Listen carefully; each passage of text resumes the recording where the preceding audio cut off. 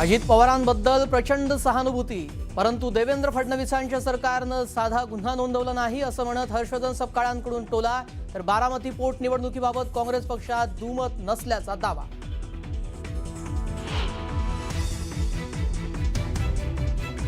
राष्ट्रवादीच्या नेत्यांनी घेतली मुख्यमंत्री देवेंद्र फडणवीसांची भेट. बैठकीत बारामती पोटनिवडणुकीबाबत चर्चा झाल्याची सूत्रांची माहिती.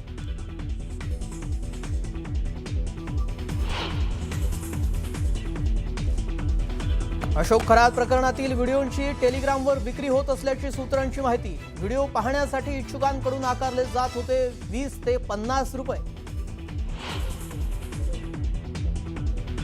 मुंदू खरातला दुसऱ्या गुन्ह्यामध्ये 21 एप्रिलपर्यंत न्यायालयीन कोठडी, तर तिसऱ्या गुन्ह्यामध्ये ताबा मिळावा यासाठी एसआयटीचा कोर्टात अर्ज. नाशिकमध्ये नामांकित कंपनीत महिलांवर अत्याचार, 9 गुन्हे दाखल, तर अटकेतील 6 आरोपींना कोर्टात केलं हजर. लव जिहाद विरोधात भाजप खासदार कुलकर्णी आक्रमक. लव जिहाद रोखण्यासाठी ऑपरेशन दुर्गा सुरू, तर पीडितांच्या मदतीसाठी हेल्पलाईन सुरू करणार, मेधा कुलकर्णींची माहिती. सासवडहून कोंढव्याकडे जाणारा हिंदू जन आक्रोश मोर्चा पोलिसांनी बोबदेव घाटात अडवला. दरम्यान पडळखळ घाटातून खाली जाण्यावर ठाम. कांदिवलीमध्ये दुकानच्या गुजराती फलकावरून मनसे आक्रमक. 7 दिवसांच्या आत फलक मराठीत बदलण्याचं दुकानदाराचं आश्वासन. आणि अमेरिका आणि इराणकडून युद्धविरामाची घोषणा होता. सोनं चांदीच्या दरात उसळी. सोन्याच्या दरात 4,000 तर चांदीच्या दरात तब्बल 11,000ची वाढ.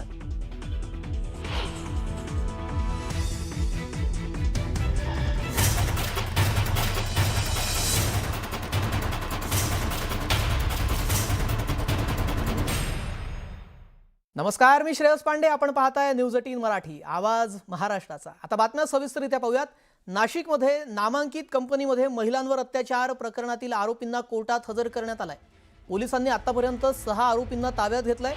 विनयभंग, लैंगिक मानसिक अत्याचार तसेच धार्मिक भावना दुखावल्या प्रकरणामध्ये पोलिसांनी अटकेची कारवाई केली. या प्रकरणामध्ये मुंबई नाका पोलीस स्टेशनमध्ये 9 गुन्हे दाखल करण्यात आले.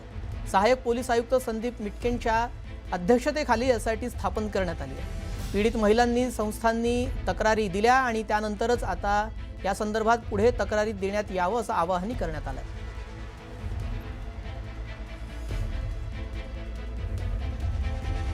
आणि धार्मिक भावना दुखवल्याचे एकूण 9 गुन्हे दाखल करण्यात आलेले आहे.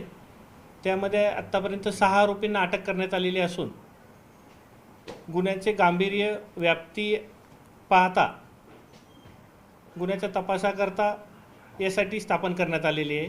माननीय पोलीस आयुक्त श्री संदीप कर्णिक सर यांच्या आदेशान्वये एसआयटी स्थापन करण्यात आलेली असून पुढील तपास एसआयटी करत आहे.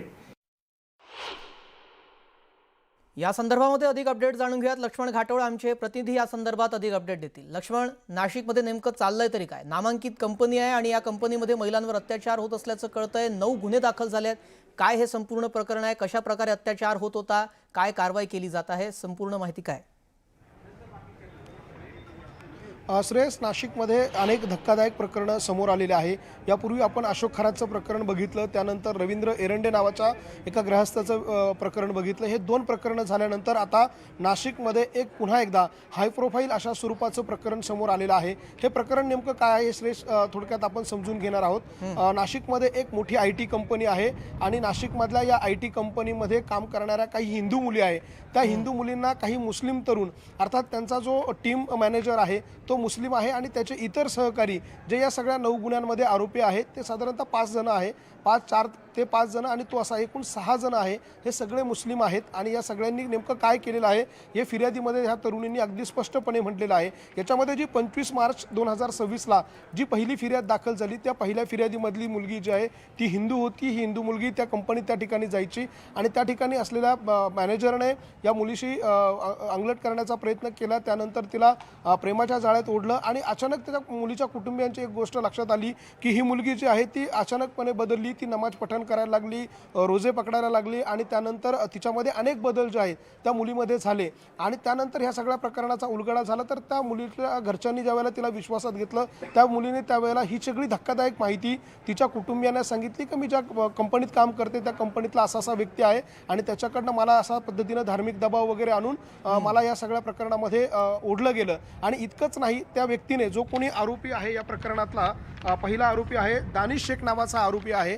या दानिश शेख नावाच्या आरोपीने ह्या मुलीचा वापर स्वतः केलाच, मात्र त्याचा एक मित्र होता. त्या मित्राकडे देखील त्या मुलीला जायला त्याने भाग पाडलं. त्याच्याकडे देखील त्या मुलीचे काही फोटो व्हिडिओ शेअर केल्याचा संशय पोलिसांना आहे आणि त्यातून हा दानिश शेख त्याच्या मित्राकडे देखील या मुलीला राहायला भाग पाडत होता. अशा प्रकारची ही पहिली फिर्याद आहे आणि यामध्ये 376 तासात लैंगिक शोषणाचा देखील गुन्हा यामध्ये दाखल झालेला आहे. आणि त्याच स्वरूपाच्या तब्बल 9 तक्रारी दाखल केलेल्या आहे वेगवेगळ्या मुलींनी, अर्थात वेगवेगळ्या पीडिती यामध्ये आहे ज्या त्याच कंपनीत काम करत होत्या. आणि त्यांचं वयोगट जर बघितलं श्रेयस, तर ते केवळ 18 ते 25 वयोगटातल्या मुली आहे. त्यातल्या काही मुली ज्या आहेत त्या अविवाहित आहे, त्यातल्या 2 मुली ज्या आहेत त्या विवाहित असल्याचं समजतंय. या सगळ्या मुलींचं लैंगिक शोषण करण्यात आलं आणि लैंगिक शोषण करणारे हे आरोपी जे आहे ते वेगवेगळे, म्हणजे अर्थात हे 6च आरोपी आणि ह्या 6च आरोपींनी मिळून या कंपनीतल्या वेगवेगळ्या मुलींना अशा पद्धतीनं लैंगिक शोषण त्यांचं केलं. आणि यामध्ये एक जो व्यक्ती आहे त्याचं धर्मांतर देखील करून घेण्यात आलं. त्या आरोपीचं त्या फिर्यादीचं नाव आपण यामध्ये सांगू शकणार नाही, काही रिस्ट्रिक्शन्स आहे त्यामुळे. मात्र त्यामधले जे फिर्यादी आहे त्या फिर्यादींचे माफ करा, आरोपींचे जे नाव आहे तोसिफ अत्तार, दानिश आणि शाहरुख शेख, रजा मेमन, हे जे कोणी 4 आरोपी यामध्ये संशयित पकडलेले आहे. या 4 आरोपींनी या मुलाला, हा त्या कंपनीतच काम करत होता, त्या मुलाला बीफ खायला घालणं, त्यानंतर त्याला नमाज पठण करायला लावणं, अशा प्रकारचे कृत्य त्याच्याबरोबर केले, अशा स्वरूपाची त्याची फिर्याद आहे. आणि हे सगळं प्रकरण अतिशय गंभीर असल्यामुळे या प्रकरणामध्ये तातडीनं SITची स्थापना करण्यात आलेली आहे.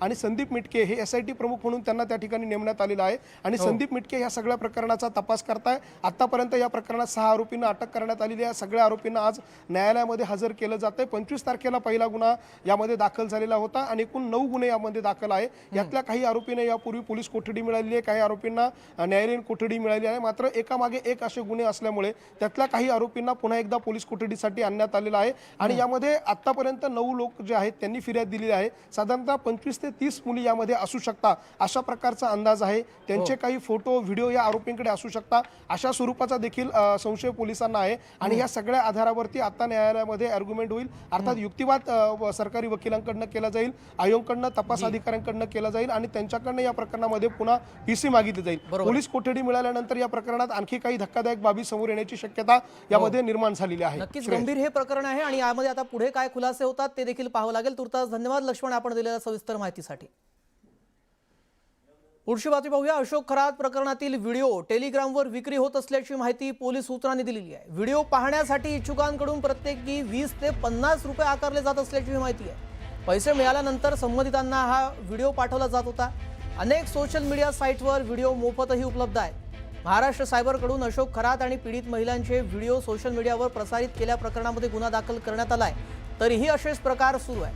4 सोशल मीडिया लिंक्स विरोधात कारवाई देखील करण्यात आलेली आहे. अशोक खरात प्रकरणातील 15 ते 17 व्हिडिओ सोशल मीडियावर व्हायरल झालेले आहेत आणि हे video on site Facebook, Instagram आणि टेलिग्रामवर प्रसारित झालेले आहेत. दरम्यान भोंदू अशोक खरात विरोधामध्ये तक्रारींचा आकडा आणखी वाढलाय. भोंदू खरात विरोधामध्ये आता 11 महिलांनी गंभीर आरोप केलेले आहेत. खरात विरोधामध्ये 11 महिलांनी लैंगिक शोषणाचे गंभीर आरोप केले. विविध विधींच्या नावाखाली भोंदू खरात महिलांचं शोषण करत असल्याचा गंभीर आरोप महिलांनी केला आहे.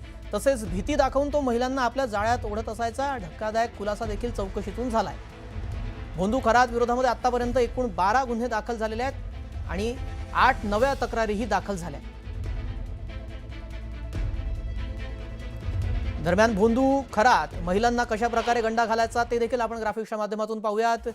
खरात विरोधामध्ये महिलांनी गंभीर आरोप केलेले आहेत. आणखी 11 महिलांकडून लैंगिक शोषणाचे आरोप करण्यात आलेले आहेत. भोंदू खरात विरोधामध्ये आणखी 8 नव्या तक्रारी प्राप्त झालेल्या आहेत. भीती दाखवून खरात महिलांना आपल्या जाळ्यात ओढायचा, विधीच्या नावाखाली आपल्या जाळ्यात ओढत असायचा. विधी करण्याच्या नावाखाली खरात या महिलांचं लैंगिक शोषण देखील करत होता. हात चालाकी करून खरातकडून महिलांची फसवणूक देखील करण्यात आली आहे. खरात विरोधामध्ये आतापर्यंत 12 गुन्हे दाखल झाले.